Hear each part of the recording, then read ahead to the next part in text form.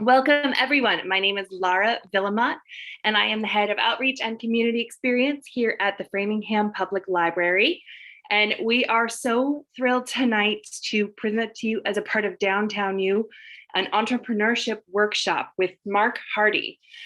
This is an exciting new partnership with the Framingham State University and the Framingham Public Library. And we're thrilled to be joined by Mark, who is the director of Framingham State University's Entrepreneurship and Innovation Center, and he is a leader in his field. I also want to take this opportunity to do a quick plug for the Framingham Business Resource Center. This is a brand new location. It's a brand new thing that we've just launched on the 3rd floor, the reference floor of the public library. And it's a one-stop shop for guidance for City of Framingham business resources, forms, procedures, small business and entrepreneurship support. We have 2 major new databases that we've just added. We've got LinkedIn Learning, which has over 16,000 video courses in business, software technology, creative skills, and they're taught by industry recognized experts. And we've also added O'Reilly Books, which has sort of a similar collection.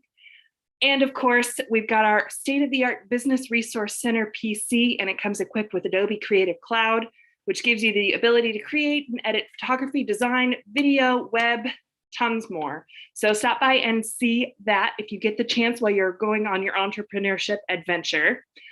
A few quick notes for tonight. Mark is going to invite you to chime in and answer questions. We just ask you to go ahead. There's only 2 of us, so we shouldn't have to worry too much about raising hands. We can keep things a little more informal, if that's okay with you, Mark. Yeah, that's fine. Yep, I'm going to say welcome to Pablo and welcome to Christina. I had a class one semester. I only had 2 students. It was awesome. Lots of fun to work with small groups. I think we can be a lot more interactive, so sure. Lots of personalized attention. And last but not least, I will be throwing a an evaluation form into the chat box. We'd love to hear what you think. And if you have filled out our evaluation form before, it's going to look a little bit different. There's just one extra step where we ask you to choose your language. We'd love to hear from you if you have any thoughts about tonight's event, if you've got any ideas for the future, and if you'd like to join our mailing list to find out more programs through the library. So with that, I'm going to turn it over to Mark. Thank you. So this is fun. I enjoy doing these types of workshops. I have done one before at the Framingham Public Library in person pre-pandemic.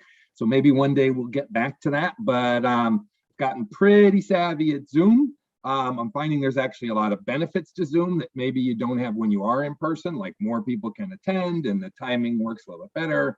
And also I can share more things without having to print them necessarily. So what we're going to do this evening, and I'll call you by name, Pablo and Christina, is that we are going to use one of the tools that I use in my class for entrepreneurship in this class and in this workshop. And we'll talk about your startup idea, your business idea in the context of that, that tool. It's called a framework. It's called Business Model Canvas. I'm going to put a file into the chat stream so that you have a copy of it. I'll talk a little bit about it and the book that goes with it, which you can find online, both in PDF form. My students all seem to find it for free, so I got to believe that they found it, but you can also buy it at Amazon. I highly encourage you to perhaps get that as well to go with this particular tool. And then with time, we might get to narrative flow, ways in which to present or talk about your idea to others. Since we have a small class, I'm hoping that by the end of the class, we have time for that.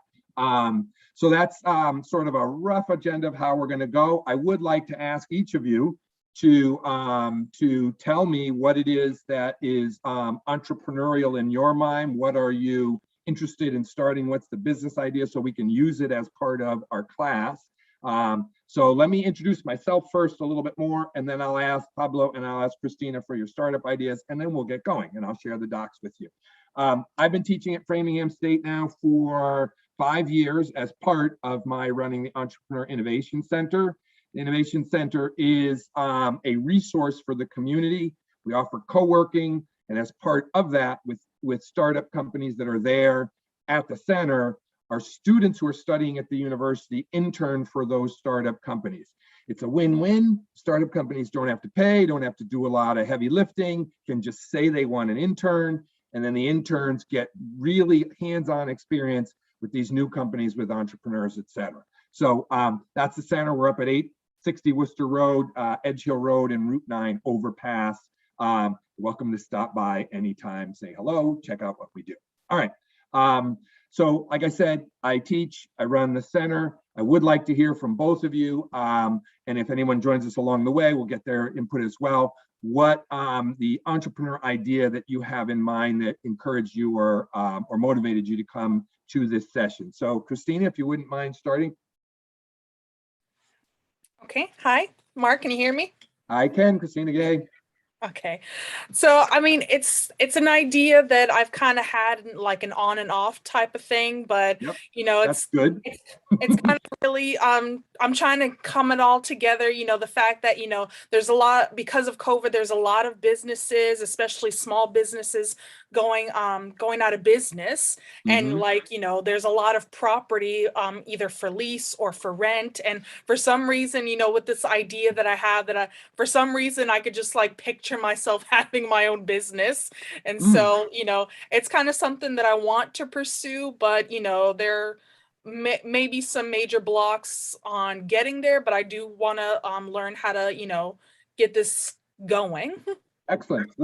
So how might you describe it in a sentence or two to someone? So you talked a little bit about companies going out of business and available real estate. Are you going to act in some way to help fill those open spaces? Are you going to help those companies try to get back into business? What is it you think your idea is sort of determined or intending to do? Well, I mean, I would like to start my own business, but again, one of the roadblocks is financially. But one of the idea that I have in my mind is that it's sort of retail. It's kind of a thing that I'm not really seeing out in the market. You know, nowadays there's a lot of, you know, international stuff coming into America, and you know, it's kind of hard to find certain things that is not available, that's usually always online. So my personal interest is that I like Korean pop music. And so I would like to, you know, and like, you know, as a non-Korean, as a person of color, wanting to buy and sell Korean pop albums and merchandise, you know, it's something that you know, that I really want to get into. You know, I only see stuff like this like physically in stores, like, you know, major markets like Walmart, Target, Barnes and Nobles, Newberry Comics, but not like something really specific unless it's in like an actual Asian market. Yeah. Okay. So specialty retail is a very common way to start a business, identifying a subset of the market that would be interested in products that you offer similar to your own interests. So that's a good idea. So we'll talk a little bit about how you'd use the canvas to turn that into something you might be able to start. Pablo, if you wouldn't mind telling us what idea brought you to this session. Hey, how are you? My name is Pablo Lopera. I'm from Colombia. I just arrived this year here to the United States in April. Basically, well, I'm here at the public library in Framingham, thinking that probably the event was here. I was not sure about the location of the event. Basically, probably I wanted to start talking with you about. I had a business in Colombia related to help people to like a small incubator of ideas. Okay. Yeah. And I developed a small model so I can create content and experience doing this type of exercises with people that probably in Colombia or in South America, they don't have resources. Yeah. My idea to come here to the United States is to take the model and like improve and enhance everything, a lot of things, processes, resources, connection, so I can help those entrepreneurs in South America probably, or people here in the United States, and do connections on commercial connections. So they can develop their products here and they can move the product here to the South America regions, or probably products or services that are good there in those regions. They can provide it here to the company and be like the connector of those type of small probably entrepreneurs, businesses between the two regions, the two parts of the continent. Yeah. That's a little bit the idea, to come here and develop this new project. Excellent. So two interesting ideas. Both businesses, both target an audience that would appreciate that service being offered. And so I put into the chat stream, and I'm going to share in just a moment, because I see Pablo looks like he's on a phone, so he might not be able to bring up a workspace. I'm going to share so that you can see what I'm looking at. This form, this framework, is called Business Model Canvas. You often hear people talking about, oh, you need to write a business plan. You know, today, that's not what you would do when you have an idea. One of the most important things you can do when you have an idea is really get good at communicating. Get good at telling people what exactly, this is exactly why I asked you to talk to me about your idea. Get good at telling people what it is that you're trying to create or bring to market, whether it's a product, a brand new juice, or it's a service, some sort of business that provides professional services, whatever it is, you want to be able to communicate it as effectively as possible. And what I find when I work with young entrepreneurs and students in particular is that they're struggling with that ability to communicate, that ability to just say, here's what it is that I'm going to start a company to do. And so having this framework is helpful. Again, it's called the Business Model Canvas. So let's look at it on our screen together. And I'm going to walk you through exactly what the pieces are, and we'll talk about them. You should, that's not the one. Hold on, let me get the right one. Okay. I had it just a minute ago. I had it open just a minute ago. Bear with me just a second. I put it in the chat stream, so you should be able to see it on your device. Here we go. All right, lucky I'm ready. All right, where is it? There it is.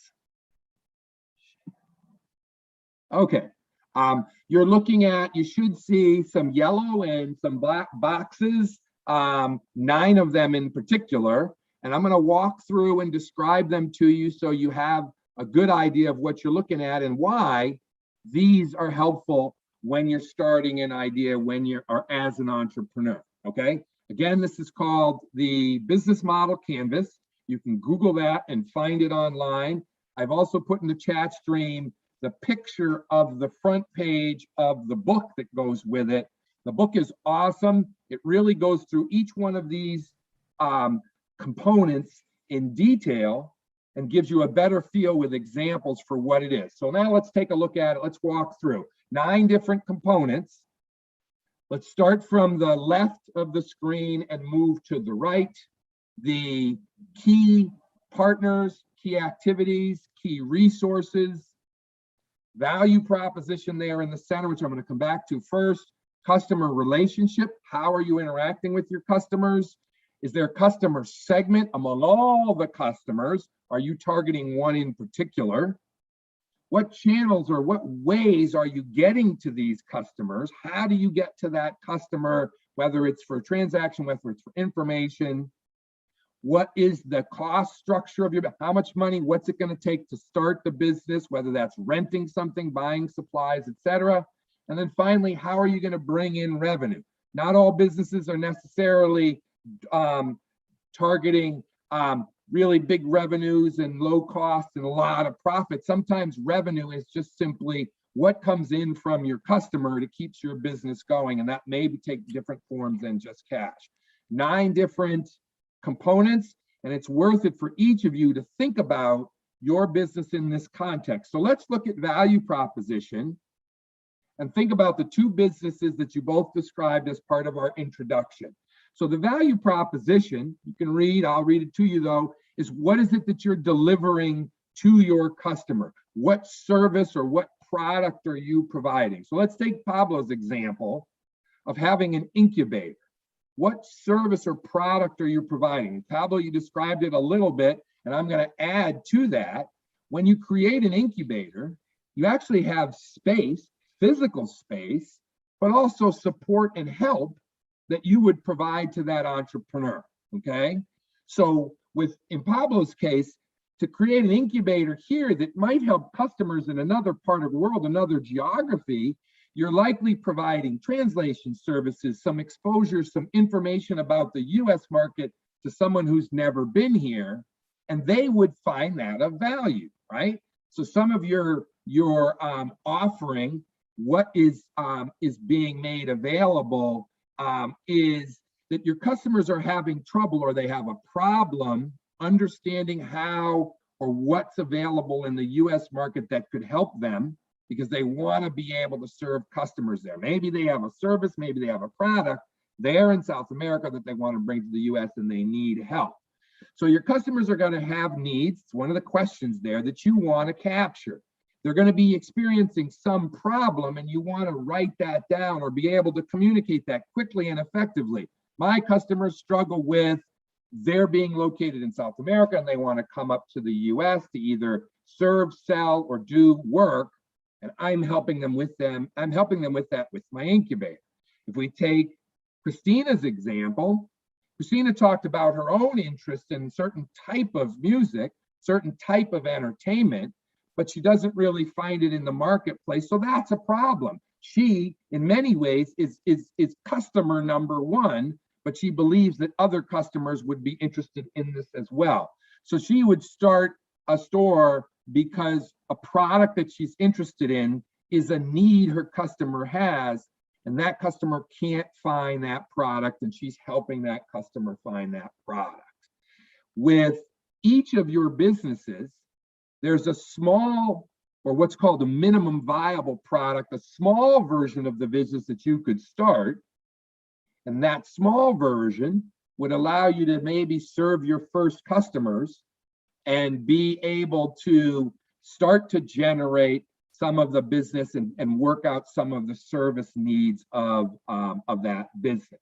So for Christina, that might be something as simple as getting the product and keeping it stored someplace in her home in a storage unit, and then communicating with potential customers via some social media platform like Facebook or Instagram or Etsy, and saying, hey, I have these products, reach out to me, DM, direct message, communicate to me, and we can work out some transaction. Minimum viable is just one of the fewest things you can do and have to start the service to be able to deliver products. With Pablo, an incubator, your minimum viable product would be just telling people, hey, I'm running an incubator here in the US, and begin to help them with some of their needs via email, putting on a platform like LinkedIn, some of the things that you're doing, the name of your incubator, the different services that you might offer. You talked in the beginning about providing maybe some training or some workshops, advertising or promoting on LinkedIn that you're going to do them and target your customers so that they see that in LinkedIn, or they get an email and then they attend, they show up, they come to an online session like this one. So your value proposition, that primary thing is really being able to communicate why your customer wants what you have to offer, what is of value, and what is it something that they would potentially pay for or want to get and take the time to pursue, okay? Questions about value proposition, anything that strikes you in your mind, and, hey, how do I communicate that? Do I understand my value proposition from either Christina or Pablo? I'm all I set. have one. Excellent. I have one. I have Pablo. one. It's related with those needs that you are talking about. Mhm. Because in my case, I see many companies or ideas in my country or in South America, and I'm using my own business to propose the need or to expose the need, because I have the same challenge there to try to connect with networking with things here, and it's not easy. Yeah, I have to do many steps. Probably the idea that I have, or this need that I'm defining like need, it's only validated because I am having the same problem. yeah. It's And that happens often. Christina just brought that up. You know, you're the entrepreneur, you're starting the company, But quite frankly, it's a problem you're having. That is so commonplace in entrepreneurship, is I'm having a problem and I don't see the service in the market. As a very, very good reason to start the business when you can't find someone who's providing. So the way you described it, Pablo, I would rephrase it and just say, I, as an entrepreneur, found that I wasn't able to do something, and it occurred to me that there were others like me that are interested in trying to do the same thing. They're struggling to find how to do things in this country. They're struggling to find resources that could help them. And so I'm pulling those together. And the way I do that, or the sort of shell, the business that I create, is an incubator where someone like myself, another entrepreneur from South America, someone like myself, Colombian, who's here in the US, could come to my incubator or interact and get the same services I'm interested in. So that's exactly right. You might be the one who actually has the need. Same with Christina. You have the need, and when you can't find that service or that product in the market, you create a business to satisfy it, okay? So that's excellent. That's a good way of going about it, quite frankly. Your value proposition is just a recognition that there are needs that your customer has, or you as customer number one have, or there are problems that exist in the market that you're experiencing or that your customers are experiencing, and you want to tackle those problems. You want to address those problems and find out or figure out some way to solve them.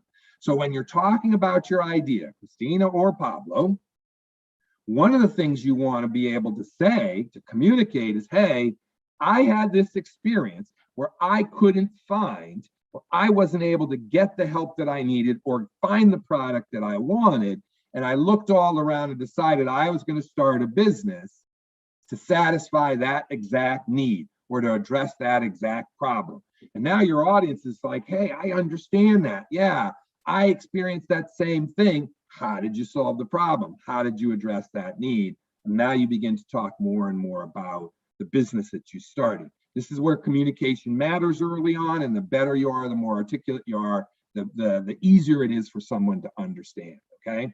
So we talked about value proposition, needs and problems. Let's talk about the relationships that you want to have with a customer, okay? We'll get to segment in a minute, but when you think about the business, do you want to have a high transaction business, meaning you do a lot of the same thing over and over and over again, like a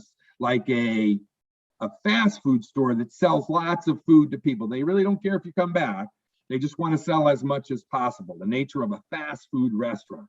Or do you want to have an account relationship? You want to build over time a very elaborate relationship with someone where you see them often and over again, so that you get to know them well and satisfy and serve a variety of needs, or a certain set of needs that they might have. So when you think about your business idea, whether it's Christina or Pablo, do you think you're a transaction business primarily, or are you an account or a relationship business primarily? And don't feel like you can't sit somewhere in the middle, because sometimes that happens. I'll ask Christina first. When you think about your business idea, do you want to have long-standing, ongoing relationships with your customers, or do you want to sell or serve them quickly and do that over and over again?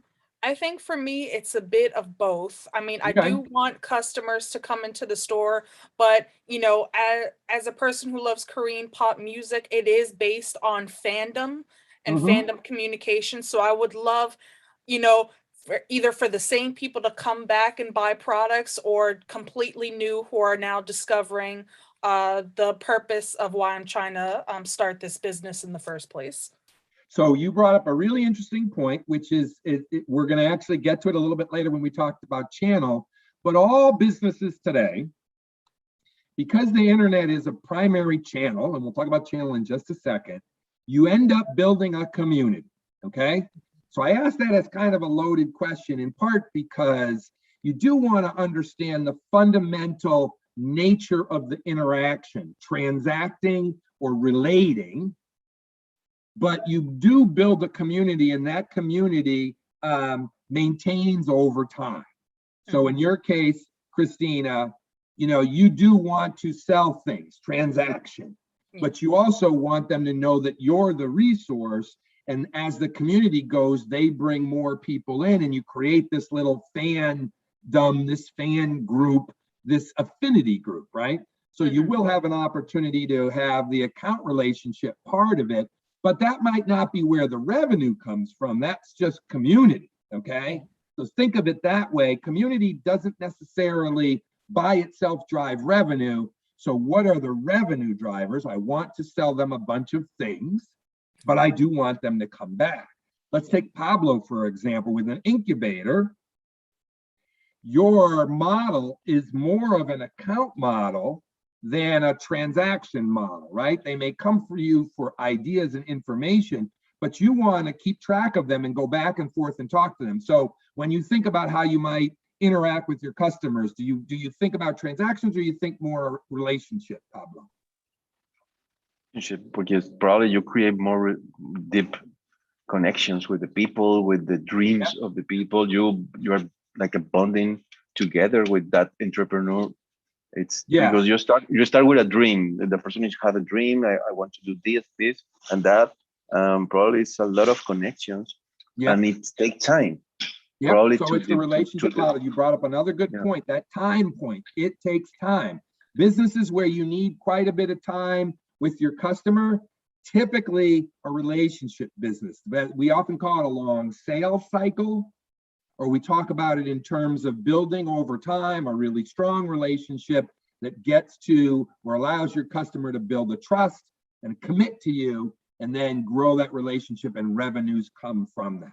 So both of you have examples of businesses that have a relationship component to that. I would argue Christina's has a transactional element to that. I want them to buy merchandise. I want them to buy the music, the entertainment, but a community will grow around me. Pablo, much more of an account relationship. I want them to come and see my incubator as a resource, and over time rely on the resource more and more and more, and get value out of that. And from that value, I can generate revenue in a variety of different ways. You might find yourself really focused on, as an incubator, equity or an ownership stake in some of the businesses that they're trying to launch here in the US, and helping them out in return for a stake. And then as that business succeeds, you're rewarded with appreciation or growth in value. So we talked about that relationship. Let's turn our attention to who it is we think we're targeting. So customer segments can be delineated or divided a variety of ways. We often fall back on age, but in this case, it may have nothing to do with age. So Pablo, when you think about who your customer segment is, can you describe them in some way? Who's the person that would get value out of your service? Who's the typical or archetypical customer? Trying to think about what is the typical customer, but in my case, could be both. The Latin people that it's located in Latin countries. Yep. That could have a nice idea that want to probably design or develop some product to do commercial relationships with US market. But I think in this idea of business, we need both people from here, also could be Latin people living here. Pablo, you may settle on, as a customer segment, Latin American natives, South American natives. They speak a certain language. They're either there or here, but like myself, they're struggling with and need a resource like the incubator that I'm describing. So yours is not an age thing. It's not just young entrepreneurs. Could be anyone, any age. It might be male and female of all ages. So instead of thinking age segmentation, you may think cultural or heritage segmentation. Where are you from? If you're from Spanish-speaking South and Central American countries, those of us, or this incubator targets that group. You don't have to be there. You could be here as well, as long as you understand we're trying to solve a particular problem that someone from Colombia, experienced when I came here, right? Initially, I don't want to only segment the people to Latin people? No, Yeah. because probably I couldn't reach the model opening, because when you arrive here to this part of the continent, you will see many cultures. You will see Yeah. probably many people from other parts outside USA.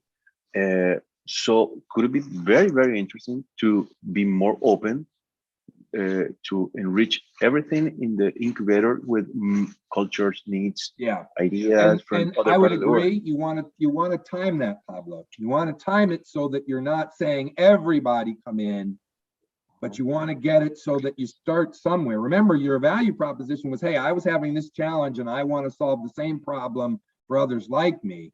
The reason we try to start with a segment before we get to all the segments is that helps you get going early on with your first product, your first service, your first customers, okay? So in your case, you're thinking about the experience that you had, recognizing that there are other like individuals who are probably having that same experience and you want to serve them. Some are remote, some are local.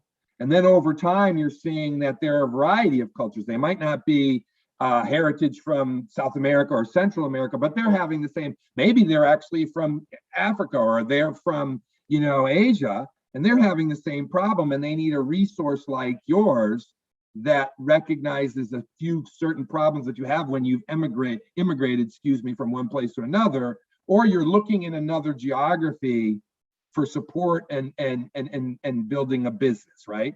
So start in one place, but have a mind for growing to other segments. It's helpful to start with one and then grow from there. Christina, who do you think you might include in your customer segments, maybe from a starting standpoint? Not everyone to start, but who do you think?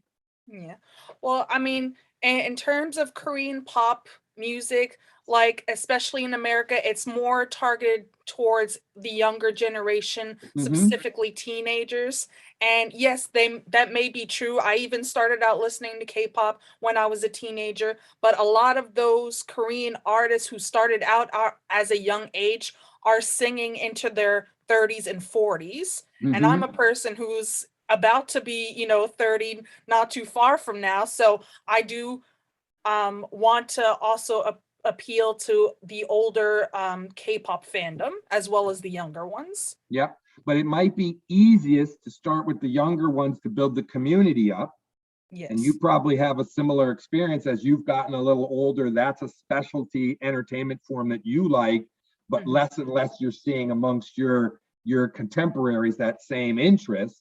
So you start where the customer segment is perhaps the richest and then grow, or for that matter, quite frankly, you might be that shining example of a store that someone same age, same contemporary background as yourself says nobody else realizes that those of us in our late 20s still like K-pop. It's kind of like classic music, right? Or pop music from the 60s.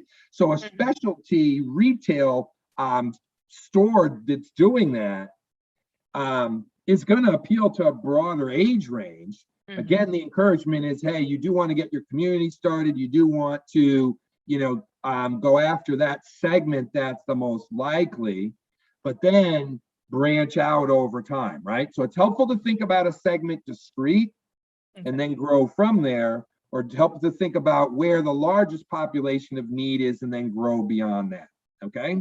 Okay.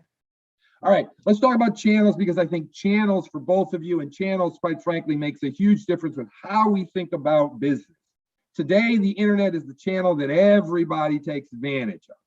With Christina, you may have a physical brick and mortar channel. You brought it up at the very beginning.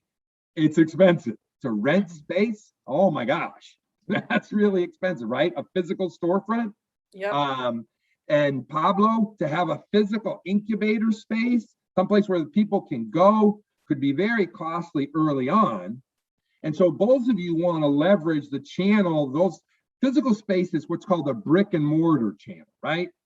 And internet is a virtual channel where you can do some of the things you want to do. We just learned through the pandemic that video conferencing really works. So you can have meetings, you can interact with people, you can show them things using this virtual channel. So I say to all entrepreneurs, on the list of what channel are you going to use, and how you're going to reach your customer, the internet is probably up there at the top, if not the top channel in terms of what works best for you to reach your customer. Christina, you're in entertainment, so you're probably not thinking heavily toward LinkedIn, but instead social media, perhaps Facebook, Instagram, Snapchat, Twitter, right? Yeah. Exactly. And Pablo, yours is more of a business function. So you're probably thinking more Twitter, LinkedIn, or even some other professional media properties, maybe GitHub, because that's coding, and there might be some unique to the community, unique to the geography, that you want to showcase and promote and reach out to your customers. What do you think?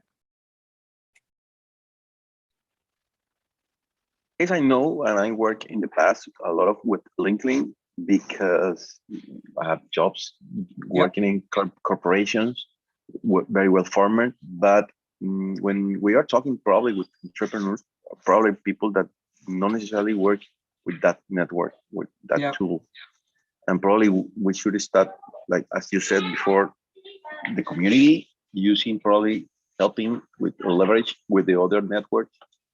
So we can start growing or knowing the business outside. And you might think about, so entrepreneurship, a platform like AngelList, where a lot of startup companies go to recruit. You might also think about whether or not you could build your own Slack channel or Clubhouse channel or even a Discord channel, all social media platforms where specific groups tend to congregate. Clubhouse is audio only, so when you want to talk to the group, do an interview, etc. The AngelList is a startup recruiting channel, but you find a lot of startups there, and you encourage some of the people who want to use the incubator to consider recruiting there, putting your incubator there as a resource. Okay, so think, even though LinkedIn is professional, think about ways in which you can get to your audience such that you can begin to build that community. Some of the newer social media platforms and professional media platforms, like I mentioned, Clubhouse, Discord, or a Slack channel, right, are ways that you can avoid having to write code and yet still have a platform where you invite people in, they sign in, they log in, they come to an environment where you sort of control their interaction, okay? All right, channel in terms of promotion or advertising, with the interest in trying to keep your costs down, both of you should have a strong presence.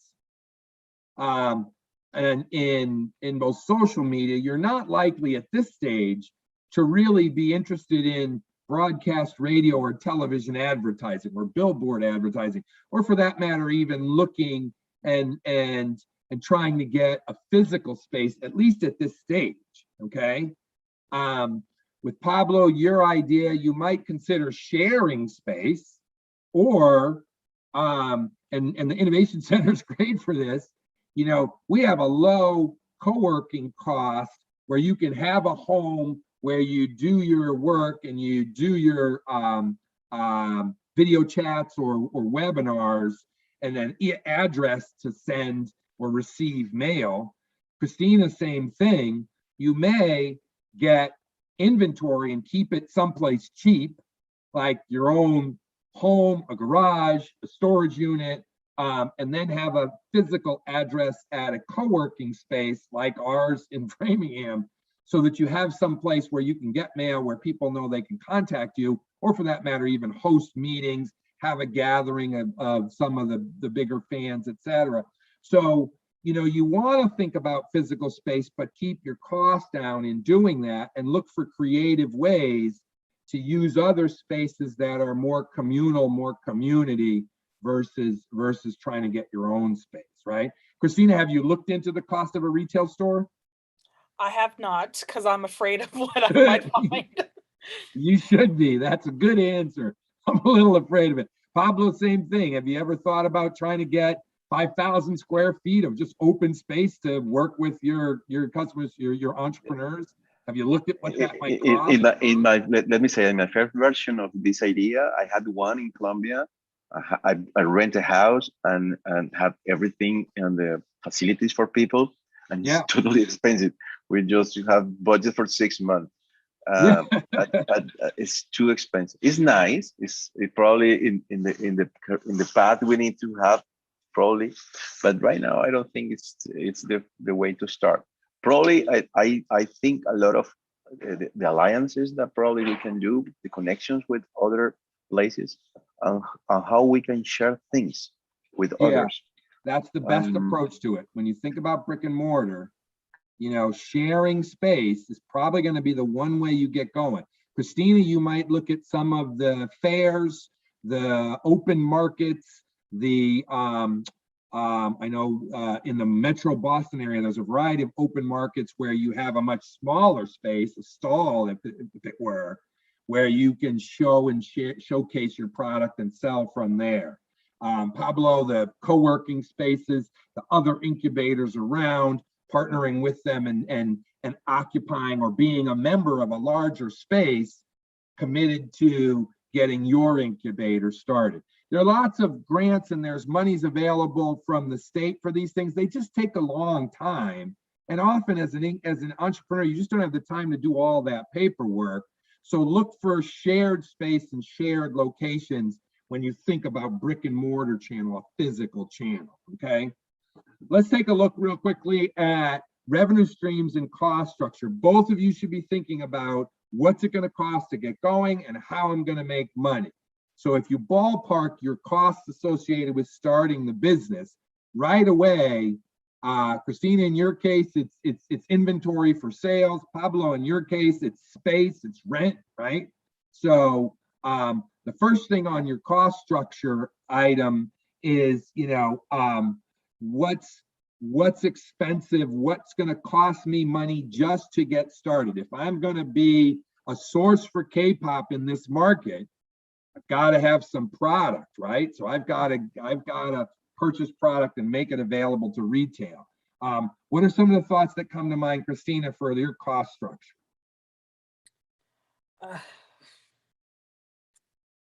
It's hard. It is hard. I have not thought that all the way through. Yeah, but you do want to think about it, right? You do want to, and in this particular diagram, they point to resources and key resources and key activities. For someone like yourself, it's going to cost money to figure out and spend the time to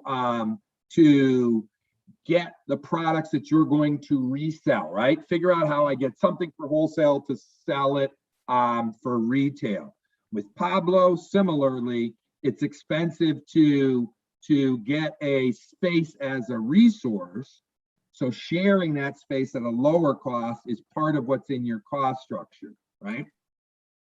When you think about some of the things that are dollars you have to spend to get started, both of you, but Pablo in particular, what are some of the things you know you need to spend money on just to get started?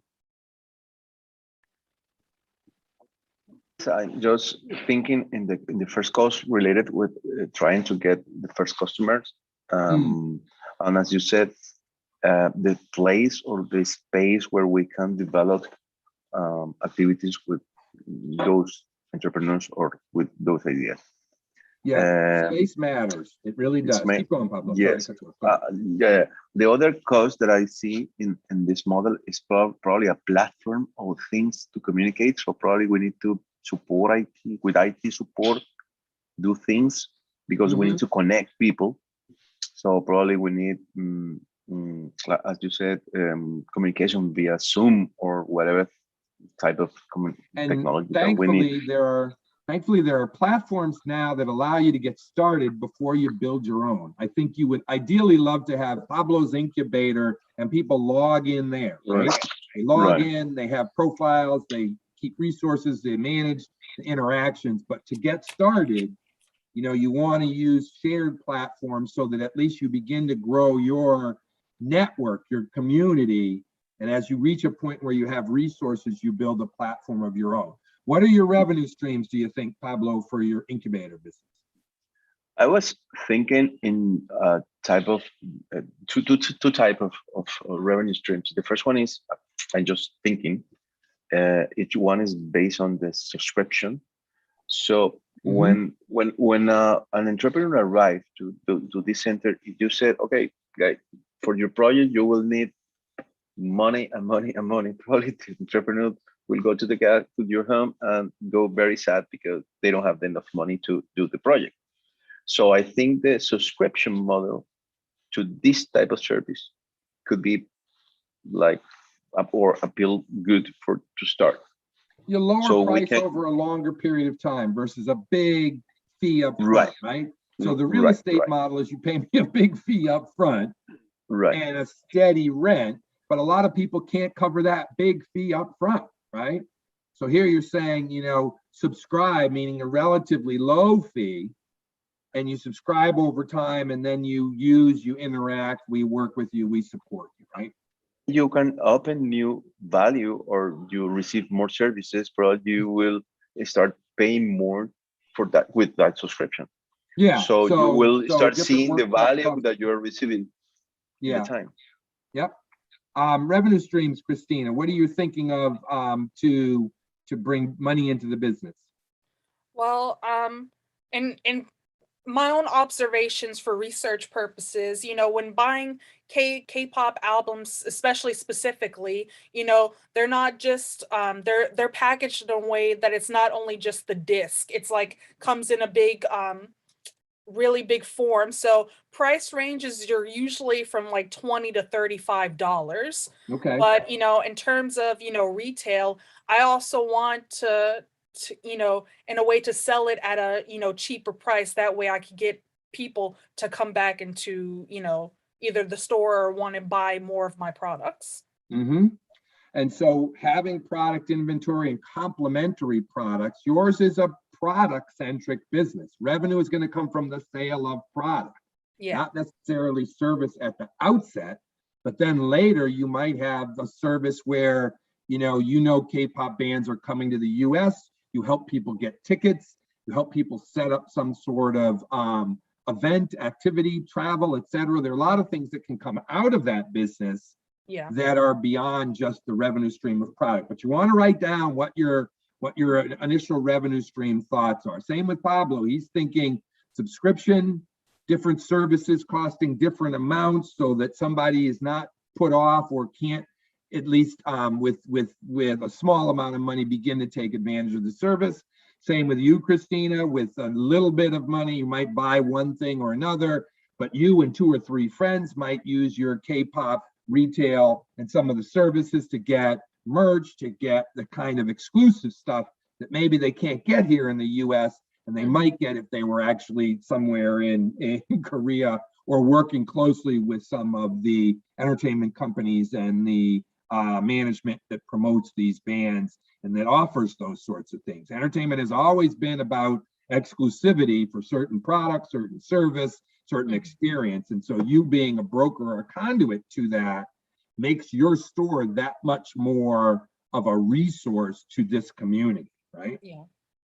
Okay. The reason we went in the order that we did is because when you get finally to key activities, key partners, and key resources, this is really where you're writing things down, okay? This is where you're asking yourself, okay, what are some of the steps, the actions that I need to take just to get going? And we talked about them, right? What resources do you need, et cetera. So let's think about this out loud. What are some of the first things you might do to start this business, Christina? And it can be anything. Write stuff down, do research, see how to acquire the product. What are some of the things that you would put on that list? Well, I'm definitely the research type of girl. So, you know, it's about the kind of products that I want to sell, you know, especially, you know, with concerts coming back and more Korean bands coming to the US for world tours. You know, start off with that. There's also, you know, marketing and the platform of social media that I want to communicate out to. Exactly. So you're doing a little bit of research. You're setting up, you're looking at how you might leverage social media. Those are activities that you can do right now without a whole lot of costs associated with them. Pablo, same thing. What are some of the activities that are on your sort of punch list, your things I have to do first list?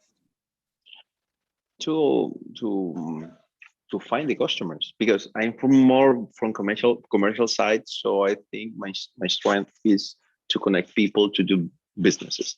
So I think there are many things that I can use outside there. I'm not inventing nothing because everything is probably created for someone else. So I think I will use many things or many people, many organizations. But the first steps, I think, is we need to start connecting with the customers, with the people that want to have an idea, or probably they want to do a startup, or here and also probably in South America, connecting with organizations or people that are doing that, and they want to connect with people here.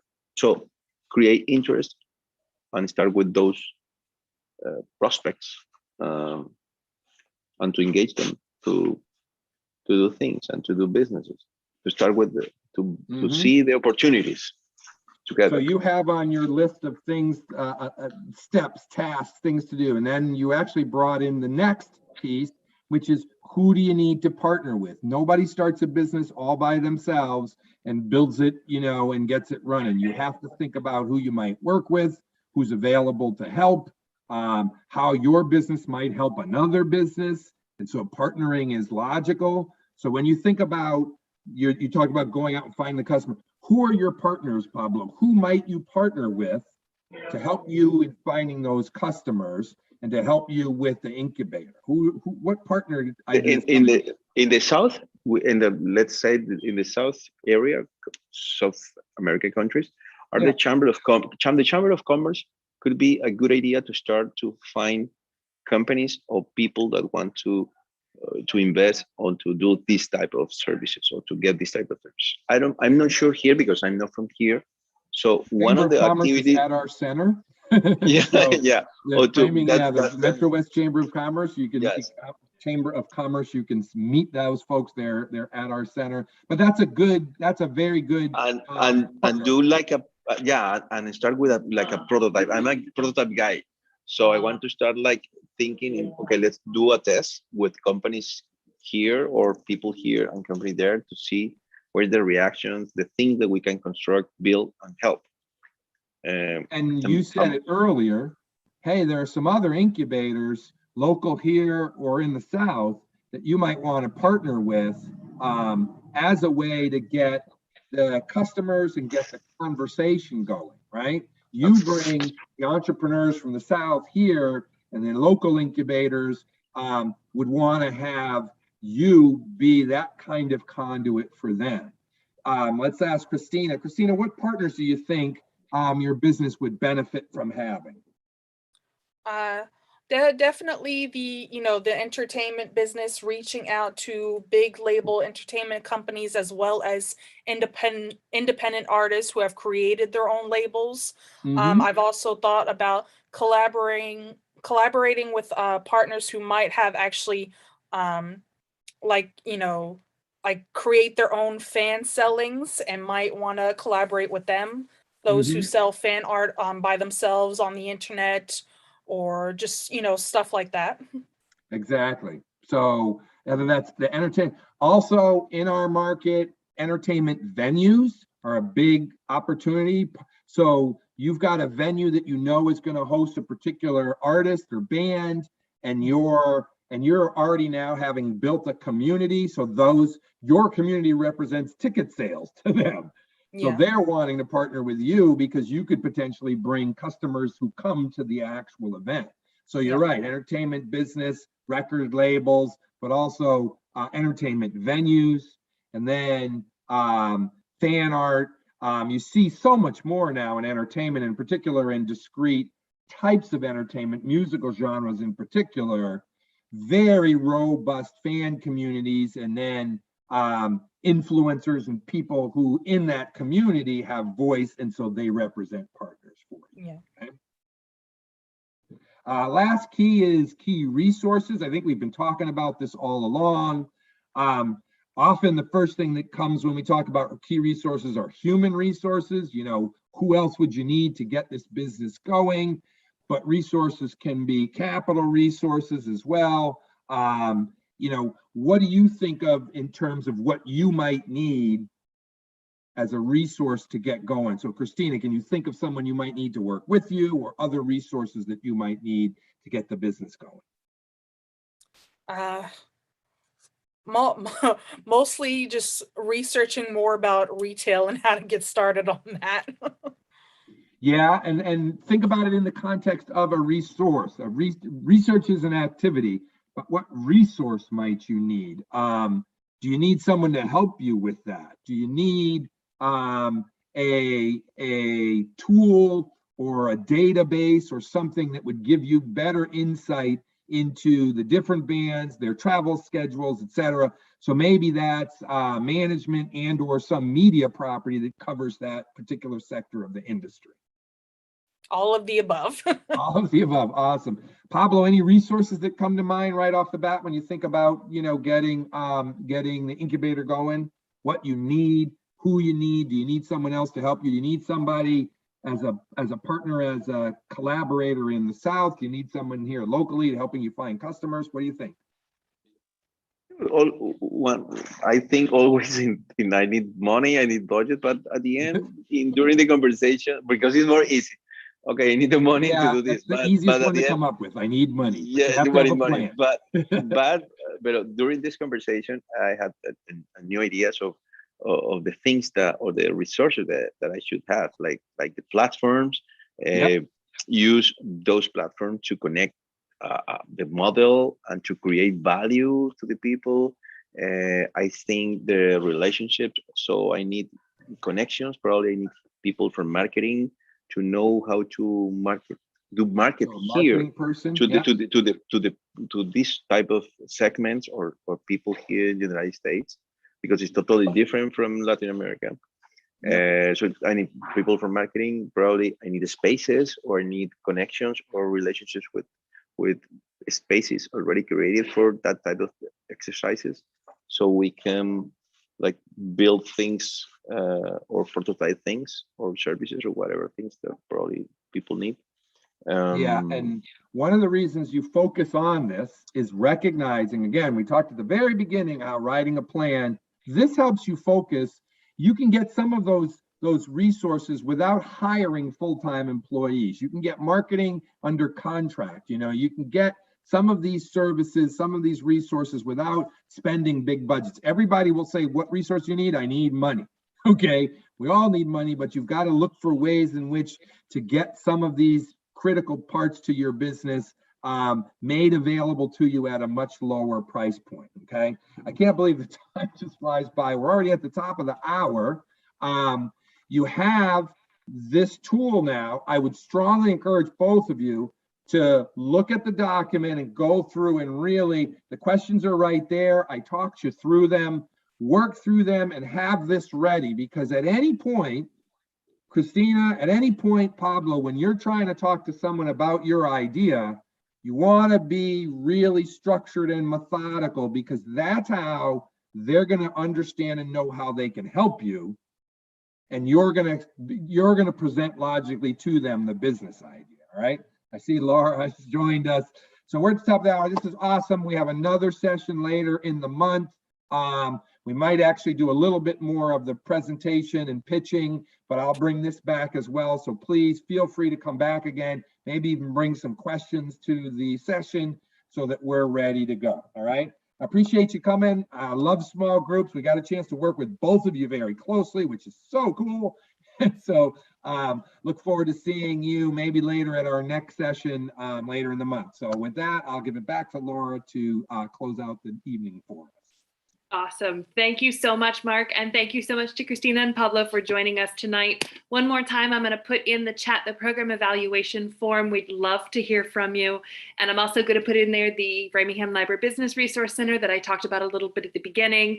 Mark was talking about what the resources are available to you.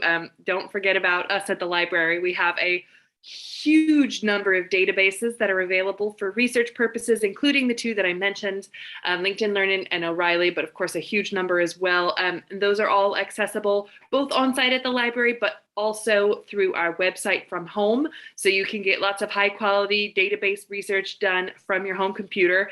And again, another resource to think about is you don't necessarily have to hire a marketing person. You could just take a free course on InDesign and then come to the library and design your own advertising materials with our new computer. So, and we'd love to hear from you in terms of having you join us for other events. Mark mentioned the second entrepreneurship program that's happening on the 30th. So if you haven't signed up for that and you would like to receive the link, or it's going to be the same link as you have tonight, so you can just click on that and join us.